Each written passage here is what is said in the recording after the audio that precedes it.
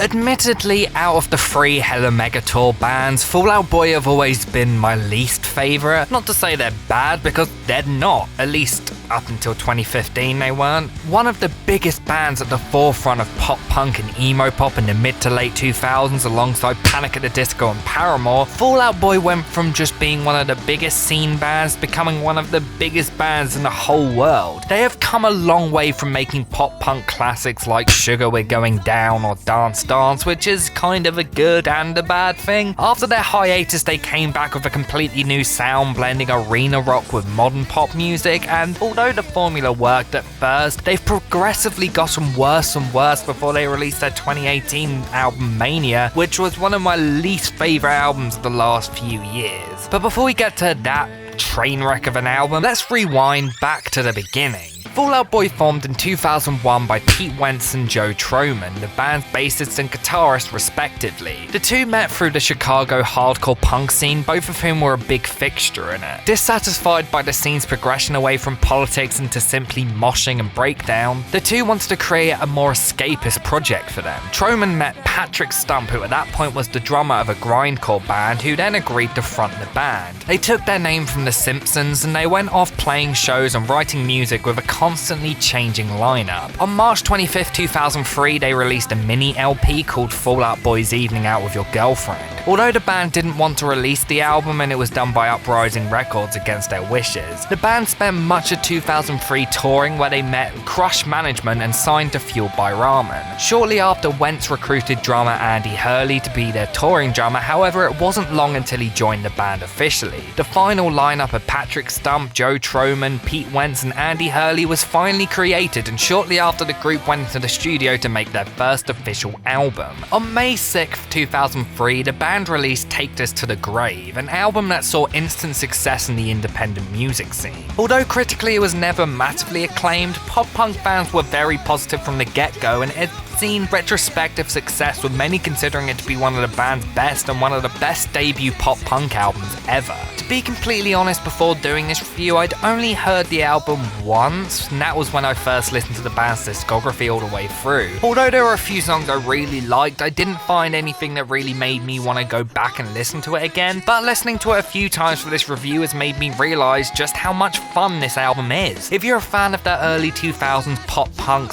/ emo pop sound that Blink-182, Dashboard Confessional and the All-American Rejects saw success with, then I highly recommend this album. While the band definitely headed into a very catchy, bouncy pop punk direction with the album, it's constantly obvious that the band came from hardcore roots, and there are a lot of heavier moments that bands like A Day to Remember would embrace heavily with the easycore subgenre. There are a lot of heavy riffs mixed with the aesthetic of post-hardcore and emo bands like Brand New. Songs like Tell That Mickey Just Made My List of Things to Do Today and Saturday feature screaming from Pete Wentz, which adds this layer of aggression which I think blends really well with the cynical lyricism about heartbreaking youth. They cited Lifetime and Saves the Day as influences on the album, and both are incredibly evident. While the album may not be as great as its two successors, it is filled with some of the band's best songs like Grand Theft Autumn / Where Is My Boy, Saturday, Homesick at Space Camp, which is probably my favourite track on the album, and Sending Postcards from a Plane Crash. This is an album that shows a lot of potential while also being full of a lot of energy, charisma and aggression.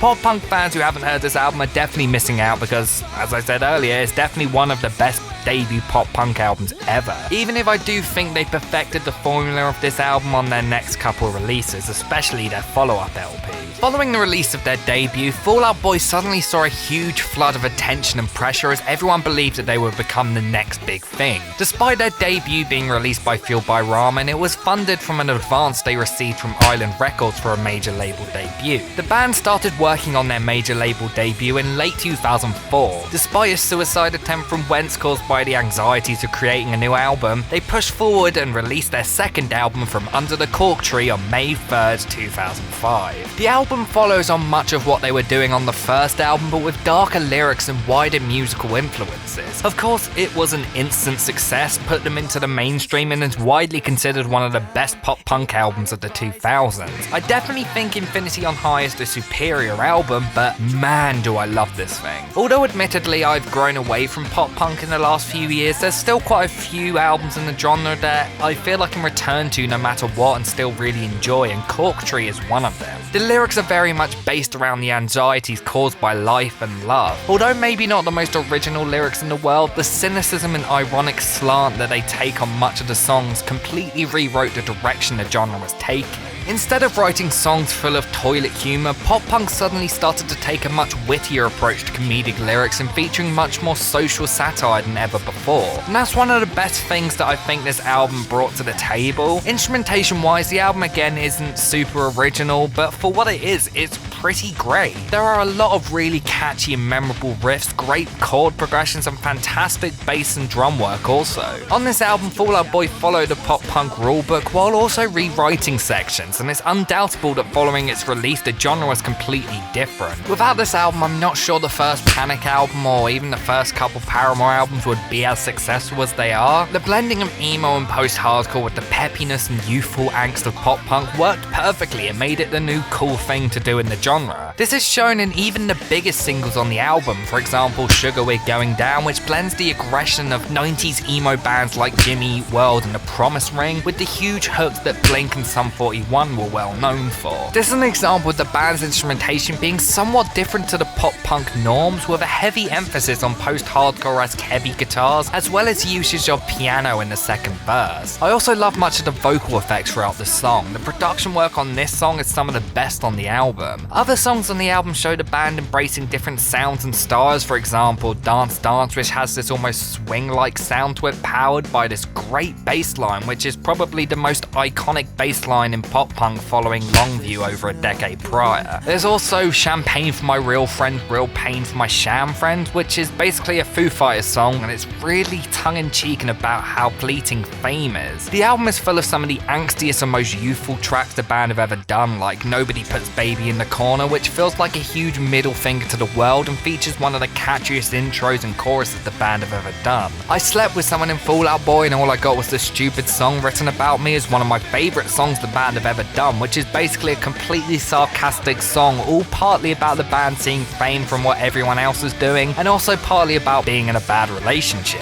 However, this song does feature that screaming section, which is so bad. Although I think the lyric writing in this section is really good, Pete Wentz's screaming is atrocious. I don't really understand it because on the last album his screaming was pretty good, but here it's awful. And it doesn't get any better on Infinity on High also. The last song, EXO, is like in my top 3 favourite Fall Out Boy songs. It's full of much of the pessimism and angst displayed throughout the album, with one of the catchiest and most explosive choruses on it. This song is so cinematic and epic, I love it. It's the perfect way to finish this album. Although it's not the most experimental album in the genre, it is still a trendsetter and completely changed the formula of the genre, making it into what it basically still is today. Say what you want about the band, the influence of this album is still shown throughout pop punk and alternative rock in 2019, and it's a pretty damn good album as well. One that if you like pop punk is basically a mandatory listen.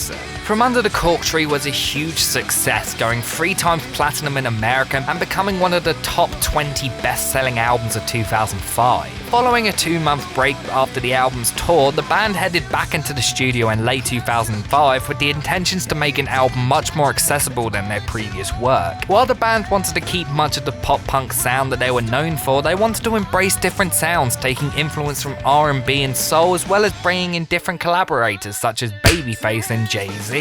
On February 6, 2007, Infinity on High was released. Going into writing this video, I was on the fence about whether I preferred this album to its predecessor, but the second Thriller started, I remembered just how amazing this album is. There are a few pieces of the hardcore tinge of the previous 2 albums that rear their heads on this album, especially on the breakdown of Thriller, but for the most part this album heads into a much more pop/pop rock direction, which isn't a bad thing at all. The embracing of the different sounds and genres, I think, creates an album that is much more mature, fascinating and enjoyable to listen to. There's more here that I think sticks out on this album. I think their last 2 albums suffered from the issue where songs are kind of very similar and blend together a little bit, whereas luckily nearly every song on this album is very different from each other. They embrace much of what was going on in the pop scene at the time, taking influence from Justin Timberlake and Maroon 5, but without without ever forgetting their core sound. This sounds like Fall Out Boy, but it sounds like them experimenting and trying to make their sound a lot